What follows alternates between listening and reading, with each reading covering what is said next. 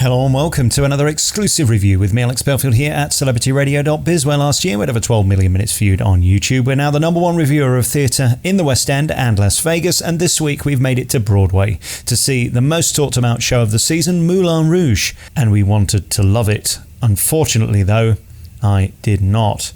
I found it excruciating in places, I found it unedifying in others, I found it overwhelmingly dripping with spectacular decadence, a couple of standout performances, but mostly an annoying mess.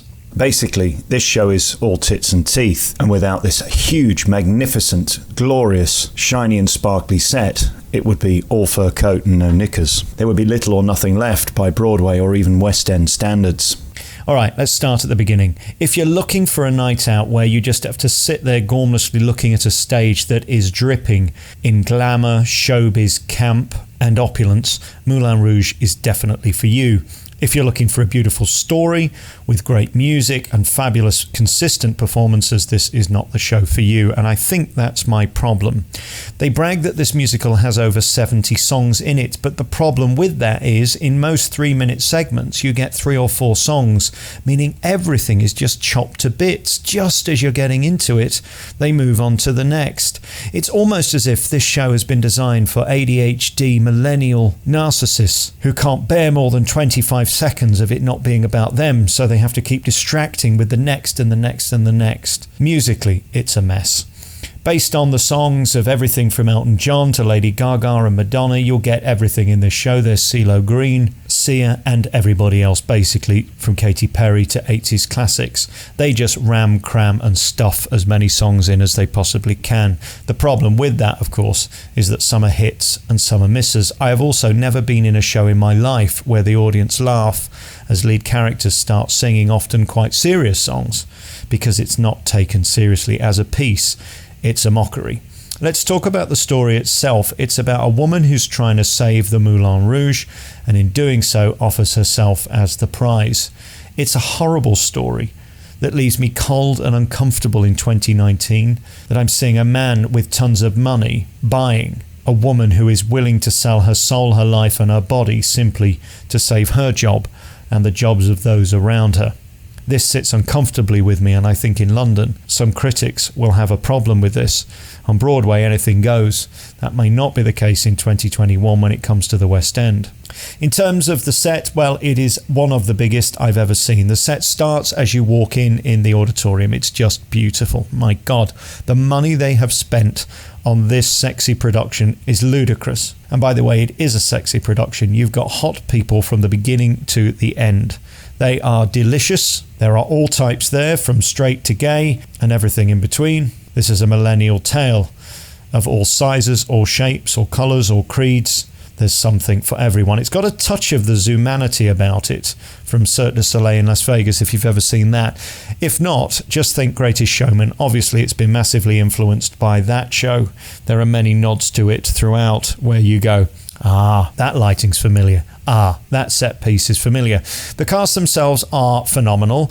They've got great timing, they've got great energy, and of course the choreography is sensational in places. In other places, actually, it's quite lackluster. There's quite a lot of track in this show as well, which bothers me. The sound isn't perfect. It's only perfect when it's pre-recorded, and I notice a couple of the tracks are not live, or at least they weren't tonight. There's an endless amount of track, though, in a lot of the pop numbers where the sound is better. When they use the live band, I found the sound to be thin and not necessarily celebrating the voices of those on stage. For me, this show has been overhyped. In fact, it can't live up to the hype. Everybody's gagging to get a ticket to Moulin Rouge, and I can understand why. Sadly, though, it doesn't compete or compare with the polish of so many legendary Broadway and West End shows. Honestly, at times it felt to me like a UK touring production that had had a shitload of money thrown all over it. I mean, the costumes are sensational, but somehow I just didn't care. The whole thing is thrown away and parodied. It is a parody musical in essence. It is not to be taken seriously. So in summary, for me, it didn't quite work. Let's talk about the talent, though, within the show, and there is a lot of talent. The ensemble, of course, are delicious and work their asses off throughout. This is not an easy show. It is ram-packed with one bit after the next, as I say, aiming at millennials who can't focus for more than 20 seconds. It moves at lightning speed. The star of the show for me is Karen Olivio, who is just fabulous. She's gorgeous. She puts as much heart into this as she possibly can, although I have to say I often feel it was wasted, but she certainly gives the 11 o'clock numbers, which is probably Firework by Katy Perry. It's incredibly loud, this musical, and no song is louder than that. Aaron Tveit is dashingly handsome and has the voice of an angel. He's truly gifted, and it's a pleasure to hear him sing live. He's so talented, he's so gifted vocally, but there's not a lot of heart to this piece. It's hard to get into it when people laugh when you start singing. I mean, he gets to do everything from Roxanne, which was his biggest number. I'm not sure how much of that was live, but that's another story. To Crazy by CeeLo Green. The biggest number, of course, in the show for the pair of them, Karen and Aaron, is Come What May. I found it painful, actually, in the beginning. The first time around, just too loud, and it sort of lost control and came off the rails for me. But the second time he sang it solo, it was really beautiful. Karen's got it all. She's a leading lady, and she plays the circus parts magnificently where she comes from the rafters, as if she hasn't got enough to do on stage but worrying about the fact she might break her neck falling off this swing. Just beautifully done. Also, kudos to Sam Matu, who is the Duke of Monmouth. Completely unlikable. An okay voice, although he doesn't really get an opportunity to shine, but certainly has the coldness to bring home the appalling context of this story. Nods to Brit Ricky Rojas as well, who did a great job playing the sort of parody Spaniard, the Argentinian for laughs.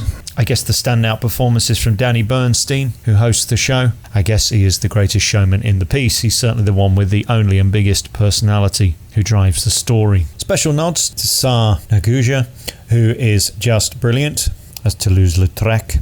He's probably got the biggest heart and soul in the piece. Collectively, they do the best they can to keep this story moving. Frankly, it's just a jukebox that probably would work just as well if it went from set piece to set piece. The story's almost superfluous, akin to We Will Rock You Once Again. So the reason I can't champion this musical is it's not credible as a piece. I've not seen worse writing than opening night of We Will Rock You. There's some utterly cringeworthy moments within it, presumably deliberate, but for me the set and the talent is better than the show itself. I'd cut half the music and put better music in and make the music that's left twice as long. There's just too much. Also, one of the other problems of this show, it's obviously been influenced by the sort of Cirque theory of distraction. The problem with that is it becomes dizzying, and by the end of it I needed a full body massage because of my neck problems, turning my head 750 times during the show. I guess they call this multisensory. Listen, if you're a young person who likes a lot of music and just wants to sit and gormlessly stare at a stage, you'll love Moulin Rouge the musical. If you're looking for credible theatre, this is not the piece for you.